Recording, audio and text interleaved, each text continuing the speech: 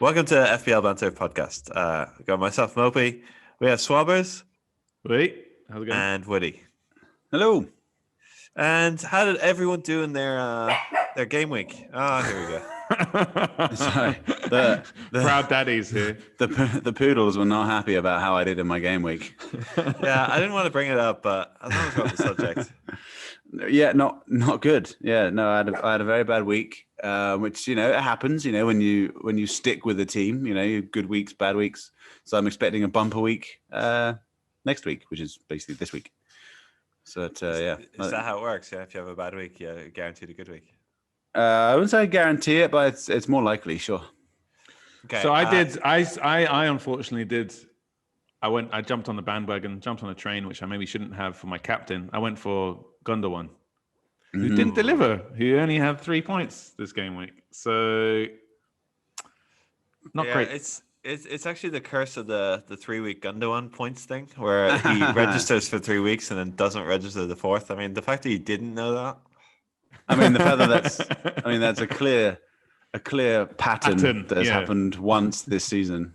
I mean, how could I have missed that? I don't know. So far, the Lacazette pattern where he registers twice and has 11 games of nothing is doing well. That is holding true. And he's injured, so that's probably going to take a few out of the stats box. So yeah, but I think this week basically came down to if you had Salah and or Bamford. And Eric, what you had one of them, didn't you? Yeah, I had Salah, so I've stuck with him through thick and thin. It's been a tough 6 weeks, but finally delivers. But of course, it's the week where I benched Bamford. So yeah, that didn't pay off. And not only that, but I took a 4-point hit to do some other transfers that meant that Bamford didn't come on. So it was a waste. But could have been worse. Still a pretty good week, yeah. Yeah. Could have been worse. So the average this week was 48. 48. Yeah. I was getting confused with our points. 38. Yeah. Especially so below average. It's embarrassing because last week we were banging on about how exactly with free reign of transfers we should be above average every week. Well, here we are with 38. Yeah, I mean it just goes to show you never know, right? We can never predict. Like I say, this week was basically as Bamford and Salah were the only sort of more than 25% owned players that got a double points haul. So basically, if you had them and Wilson, you're set. If you had none of them, then you're going to struggle. Yeah, it's just the Pep roulette as well. Just keeps on spinning. Sterling, you've got 11.5 on your team sheet, or depending on when you bought him. He doesn't play. You're just like, one of the most important midfielders. A lot of people like yourself took a points hit to get on the Cancelo and Gundogan train, and a lot of people got the Cancelo Stones trains over the last couple of weeks. Obviously, they both got rested. That is, as you say, the real downside of Pep Roulette. Well, to be honest, I'm going to give you an alternative point of view here. I don't know if that's entirely Pep Roulette or if that's just resting the players and managing their time and not getting them injured. Because I think we're going to see all the big names getting rested over the next either this game week or the previous one. So all the big names like Che Adams. Well, yeah, exactly. Yeah, Che Adams was rested. I see Oriol Romeu got a game, so all those owners need to look out for next week. He might not play. So,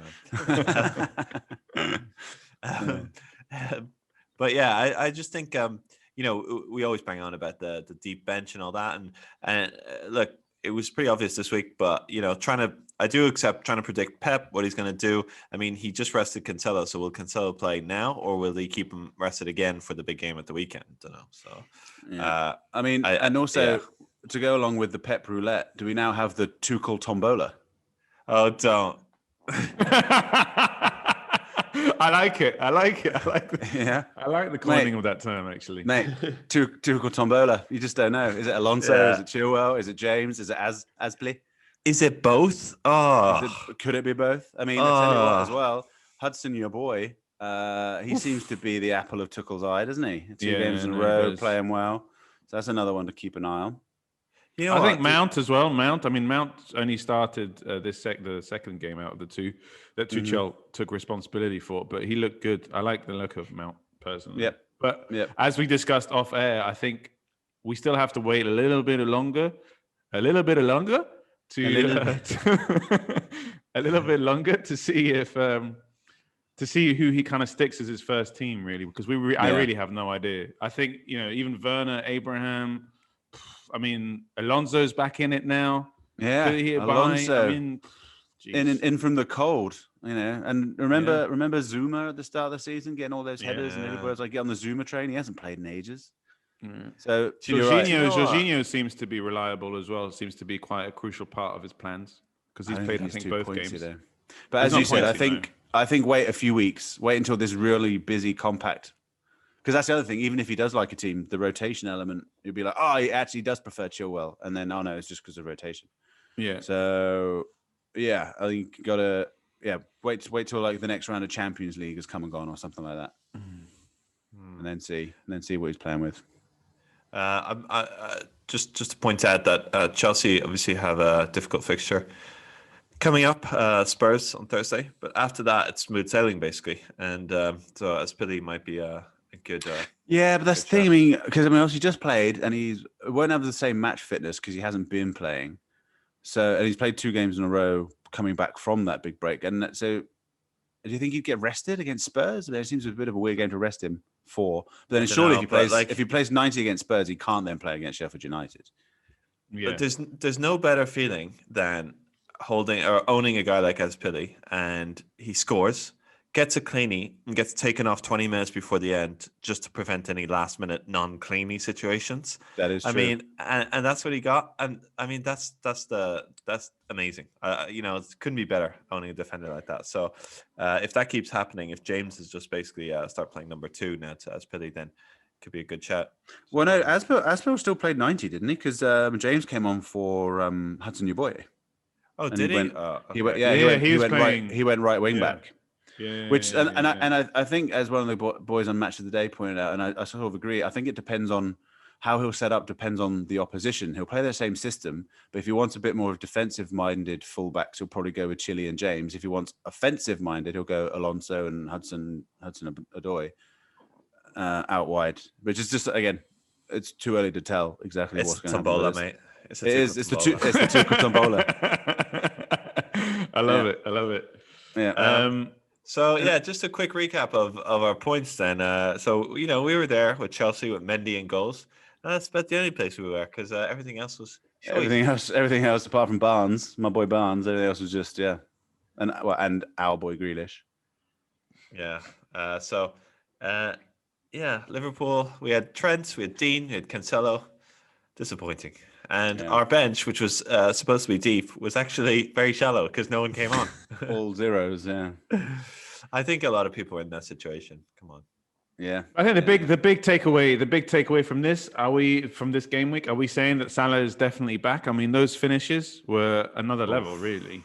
Oh, that was good. Klopp said that his touch was from another planet, and I do agree with him.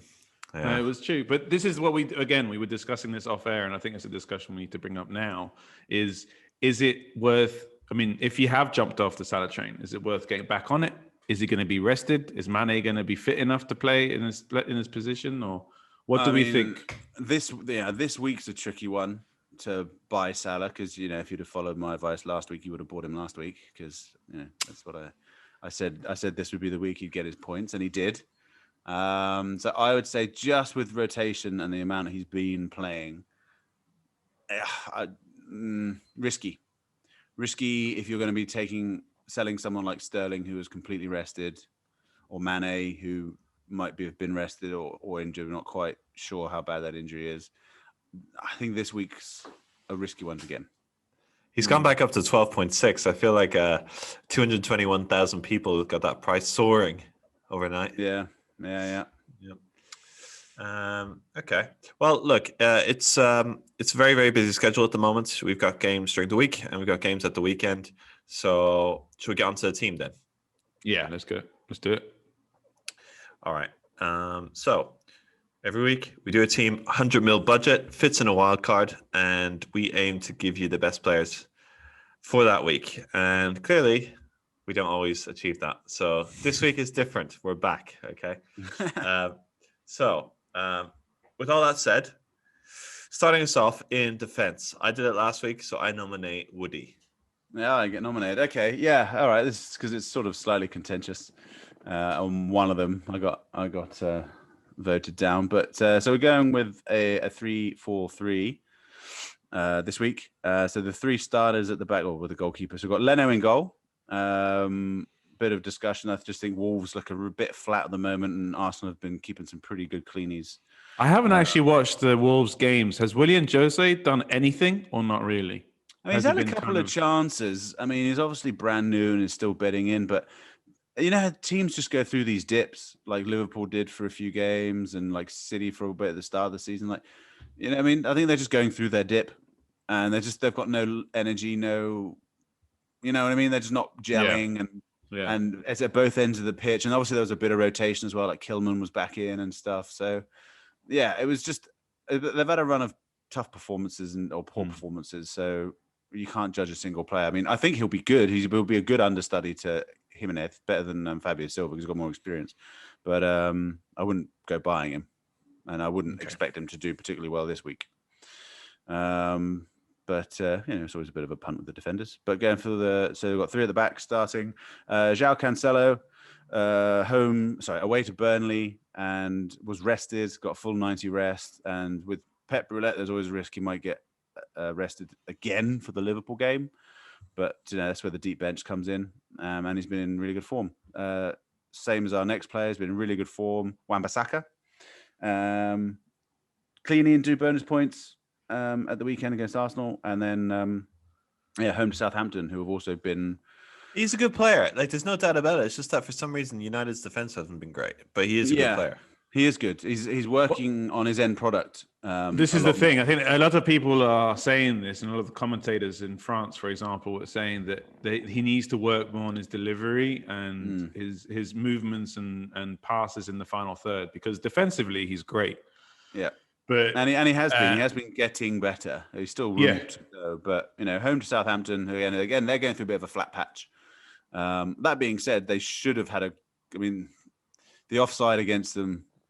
That was ridiculous. That was his butt that was sticking out, right? That was his butt. What I don't understand is, like, fair enough. Like, they're like, oh, you got to go from his armpit. You got to draw the line. But where they draw the line isn't the end of the armpit. It's like, and the line is so thick that when so they click their little button on the mouse, then the line comes in. I'm like, well, that's halfway down his arm now. And then they go and drag it slightly inside the guy's arse cheek. It's like, you know what I mean? It's if you're going to measure it that accurately, get it in the right place. So you're saying players shouldn't be thick? No. Did you hear what Dean Smith said about the incident? No, what did he say? It said if Matty Cash had the same size arse as John McGinn, then he probably would have been on side. I mean, is that an insult for Cash or like a compliment for McGinn? Big buns McGinn. I don't know. I don't know if he's proud of his derriere or not. I don't know. I mean, I don't know if he's bashful, but yeah. So yeah, I think it's a bit of a shout there, but that's the one I wasn't too convinced on. But these two overruled me. And then my boy Trent. I'm always a big fan of Trent. Stick with him. Home to Brighton.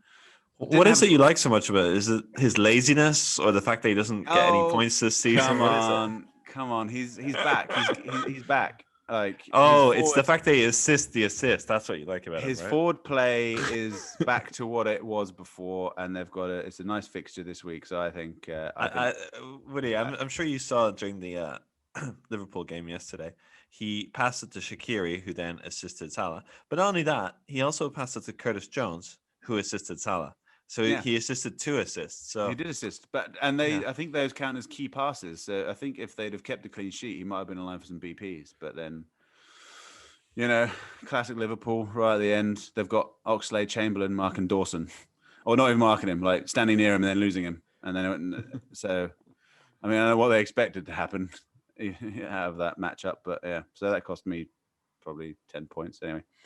And then on the bench as the backups, we've got Justin and Dallas, you know, both 4-point-something mil. So, you know, cheapies to fill the bench, but playing with Castagna injured now. Justin's almost certainly going to play. and they'll have Pereira on the left, and Dallas's defender plays midfielder. He's got points all written all over him. Hey, Justin, to be fair, he's been a bit disappointing in the past. 7 game weeks? He's only registered twice. The rest have been 1 or 2. So not great. I do like James Justin, but he's been disappointing lately. Leicester in general. He has played 90 minutes pretty much all season. The guy's stamina has he even had a rest in the league? I know he hasn't. He's played 90 minutes every league game. That is actually quite incredible.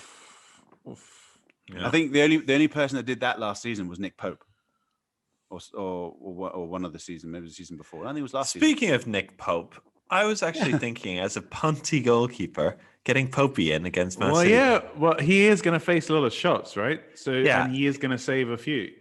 Yeah, it could be a cheeky penalty save in there. Imagine a Sterling penalty. Sterling's all like, "Oh, yeah, he's got no confidence and all that." Yeah. I mean, he'll definitely save a lot, but I still don't think he'll keep Cleany. However, after this week, then actually getting Pope in is definitely not a bad shout because, like I say, he faces so many shots, makes a lot of saves, and Burnley's defense is sort of back, baby. So anyway, that's the defense. Okay, Eric, do you want to do the mids, or shall I do the mids? Or sure, I'll do it. All right, go for it. Okay, midfield, we're sticking with Fernandes. Okay, so he's still in there. He's had a dip in form lately, and there's a high chance he gets rested this week, actually. So it's been 5 games in a row that he hasn't registered. Although he got an assist once, but I think in general his form has dipped. Is that the assist that we were just talking about? The assist that wasn't the assist. It is. So quick side note, Woody. Why don't you give us? Yeah, go on. No, I want you to tell the story. No, go for it. Because you just got the email. Woody literally got an email from FPL this morning. So please.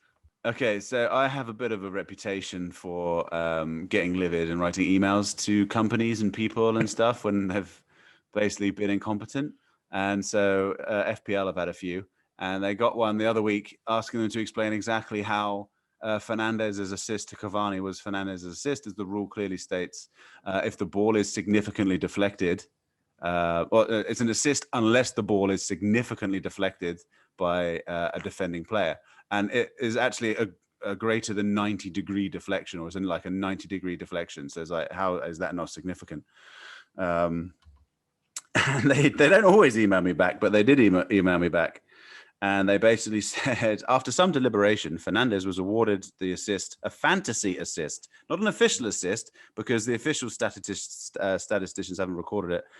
His ball arrived in the 6-yard box just before Areola's touch. At that point, Cavani was a few yards away and not in the 6-yard box. But given the positioning of Manchester United's attackers, it was clear that Fernandes could not be aiming for anyone other than Cavani, even if the cross itself was slightly wayward. Hope this helps. So is that a bit like saying if a guy shoots and it goes massively off target, and then they go, well, actually, he meant to do a shot on target, so it counts? Yeah. Yeah. Well, it's just like basically if there's a cross in the box and you're the only player in the box and it goes to you, no matter how it gets to you, that's an assist. Yeah, no. But this is the whole reason why Woody is known to be fun at parties as well. Let me show you this email I just got. When you decide to play a game of Scrabble and then there's this one guy who goes and reads the whole rules for 15 minutes before it starts. So anyway, back to what I was saying. I tell you what, though, I think at some point I'm going to compile a novella of all my emails and their replies. A novella. Okay. So Fernandes remains in the team because even if he has wayward crosses, he still gets assists. Okay, then we're moving on to Sterling, and the reason for him mainly is because he got rested. And this is an interesting one because no one really knows what's going to happen because they're playing on Wednesday and Sunday. Sunday obviously being the big game against Liverpool, so a lot of people are expecting big names to be rested, and he got the early rest. So does he play this week before the Liverpool game? I don't know. Does he get half the game? So anyway, we're taking a punt. Sterling, good player, probably on penalties if he's on the pitch. Yeah. And then next is, of course, you guessed it, Jack Grealish. I mean, do we need to explain this at all? No, I don't think he'll ever not be in our team. No, he's just in the team forever. Oh God, he was so good as well during this week. I mean, got a cheeky assist, and that's off a goal and another assist. So Anyway, that's Grealish. And then we have Barnes. And Barnes has been in great form, really. He's the player to have in Leicester. Imagine having Maddison and captaining him. Oh my God, that'd be tough, wouldn't it? It would be awful. But anyway, so Barnes, he seems to be the Vardy when Vardy's not around. So that's good news because Vardy's not around for another few weeks, right? Yeah. 13th of Feb is what I heard on the hernia. And then last but not least, and this is on the bench because we're playing 4 in mid, we have Gundogan. Did I say it right? Gundogan? Gundogan. Do you even pronounce the second G? I don't think you do. The second G. No, I think you do. I googled it, and there's a little mouth that appears, and actually shows you even how to position your own mouth. It's quite weird. So yeah, I believe you pronounce second G. So why does no one else pronounce it? Why are all the commentators like it's Gundogan? Well, that's like there's a lot of things that people pronounce wrong, right? Like David Silva. Yeah, exactly, like that. Or yeah, maybe Dominic Calvert-Lewin is Dominique Calvert-Lewin, but no one appreciates it. Yeah. Okay, so we have him on the bench, and that's mainly just for cover. I think if Sterling gets a rest, I mean, he's been in great form, Gundogan, but he's played 90. Well, he's played a lot of minutes. He's actually had a rest in the not this week, but the week before. So let's see. And that makes the 5 midfielders. Okay, cool. And then up front, we have Wilson because he's smashing it at the moment. It's fair to note, I think it's important for us to note, because we've had this discussion, is that Newcastle have changed their shape and are looking actually pretty tidy at the moment. Yeah. It is interesting, isn't it, that like they haven't sacked the manager, but they basically have, where they've just said, okay, we're bringing a new guy in who makes all the decisions and just listen to him from now on. Yeah, you just do the press conferences. Yeah, so that's Wilson. So against Crystal Palace, who are very leaky at the back, and it's at home. So it's going to be a good game, and hopefully Wilson can score a couple for us. Yeah, definitely think that's the kind of game where Wilson will be on his way to his 15 to 17 of the season. Don't even. And then we have old Bamford showing up with no one expecting it. I think coming out of nowhere after a kind of a long goal drought. He's yellow at the moment, which I think is why we've got kind of a good strong bench as well, because we're not sure of a lot of these players. There's written dead leg again as a reason, which in my head it just reminds me of school when you kind of used to give each other dead legs, and it didn't. Yeah, and you just kind of limping for a bit. Yeah. According to Woody, who always has to top every story, he had a dead leg that became a hematoma, and he was out for 6 months. I'm not even inventing that. Yeah, and my kicking's never been the same since. Not gonna lie. It was never the same before that either. So Bamford again delivering. When he was face to face with the goalkeeper, could have gone for a hat trick, but he passed it to Harrison to score. I think that's good. Selfless, I would say, and he didn't captain himself in his own FPL team, unfortunately. Yeah, for the guy. I know. What a mug. I mean, also, there's like betting rules, in football. That's what I thought as well. You can actually win money, can't you? But even if it's just not just as a matter of principle, like if you knew, like you coming on would stop Bamford getting your 15 points, and Tuchel's like, mate, do you want to get on 5 minutes at the end? You're like, nah, I got a bit of a knock actually, mate. Since when does the manager? Feeling a bit. But you would just say, you'd be looking at your phone, you'd be like, mate, I better not come on. Oh crap, he's looking at me. No, sorry, boss, I got to have a big poo. No, don't put me on. Yeah, exactly. You know what I mean? It depends how much they care about the FPL. Anyway, but it is interesting, that element, because I never thought they were allowed to do that anyway.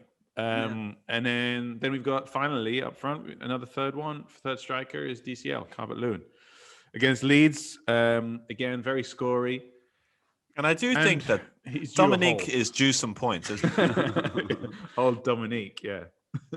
He is. Yeah, he's definitely coming back from a bit of a spell on the sidelines. But I mean, again, Everton, like a lot of teams, it's very up and down this season. So Everton, who were flying high, now like they really struggled against Newcastle. Granted, a new system and new manager and Steve Bruce just being the pretty front man. But I'm not sure about Everton, but I like DCL. All right, okay. Let's move on to captains. Yeah, captains. We always do democratic. So what are we thinking? Well, I think it was me and Alex first last time, and you didn't really get a shout. So I'll go last this time, see if I've got the deciding vote. Yeah, Eric. Okay. I'm going out there a little bit. I'm doing something I've never done this season. I'm going for a defender. I'm going Cancelo. Wow. That's an interesting one. I think there's a chance of a cleanie. I like them going forward. And I'm just worried about rotation. I mean, I love the idea of a Salah captain. I love the idea of a Fernandes captain, all those big names. But I'm worried about rotation. And so I think the vice captain this week will be really important. So who would you? So if you were going to go Cancelo, then who's your sturdy vice? My sturdy vice is going to be Grealish. Okay, interesting. I'm going to go. This is going to be maybe a bit punty as well. Wilson. I've got a good feeling about Wilson. That's good. That's pretty solid. He'll play. And He'll play. Interesting. It's either Wilson or Barnes for me because I know that they'll play and they're against opponents. I mean, Fulham's gotten better, but Fulham, versus Leicester. Leicester lost against Leeds, so I think they've got kind of a bit of more of attacking fervor this week. So let's see. But I think Wilson. You know what's interesting? I was actually going to also say Wilson. All right, good. There you go. I like it. Outvoted again. Outvoted again, Eric. Are we happy with a Cancelo vice? I'd say Grealish vice. I'd go with your. I would go with your vice captain philosophy. He's a good backstop, isn't he? He's going to play. He's going to do well. Why don't we captain him? We should captain him every week. You know what? I would also be up for that. I wouldn't for Grealish. Like either swap Grealish and. No. Let's Wilson, keep it. But... All right, quickly before we have to nip off. Yeah. So do you want to talk about one transfer you could make this week? A bit of a punt. Go for it. I've got one. Right. Go for it. I'm gonna chuck it out there. Firmino, and that's because I think he'll play this week. He'll definitely play against City, and he's known to show up against the big teams. Interesting. Would he? Interesting. You know what? Maybe not one for this week, but certainly one going forward. One to keep an eye on. Hudson, your boy, as in Callum Hudson-Odoi. Like I think if it's someone, I think Tuchel Tombola's gonna, sort him right out. Okay. I think that's all we have time for anyway. But okay. Well, thanks for joining, and best of luck in the midweek. Keep a deep bench, and we'll be back before the weekend to talk you through everything. So thanks a lot, and best of luck. Yeah, see you guys. Good luck. Bye.